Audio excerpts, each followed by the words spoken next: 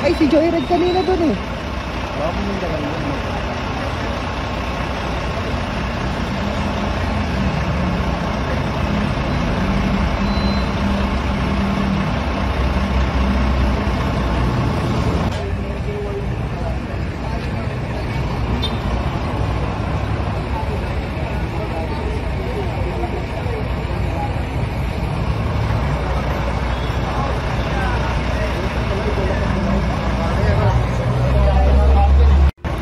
Nasawi ang dalawang lalaking sakay ng motorsiklo matapos sumalpok sa SUV at magulungan ng truck sa Ortigas Avenue Extension, Pasig City, Linggo ng gabi.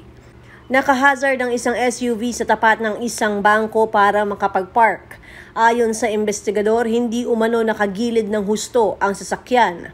Maya-maya ay may biglang sumalpok na motorsiklo sa SUV. Mabilis ang takbo ng motorsiklo, lula na ang dalawang tao na tumalsik dahil sa lakas ng pagkakabangga. Pumailalim ang dalawa sa dumadaang dump truck. Hindi namalayan ang driver ng truck na nagulungan na niya ang dalawang biktima. Dead on the spot ang dalawang lalaki. Mabagal lamang umano ang takbo ng truck at nagulat na lamang ang driver nito sa nangyari. Ang driver ng truck nasa Pasig City Police Station, sasampahan ng kasong reckless driving resulting to multiple homicide. Patuloy pa ang investigasyon ng otoridad kung ano ang pananagutan ng driver ng SUV.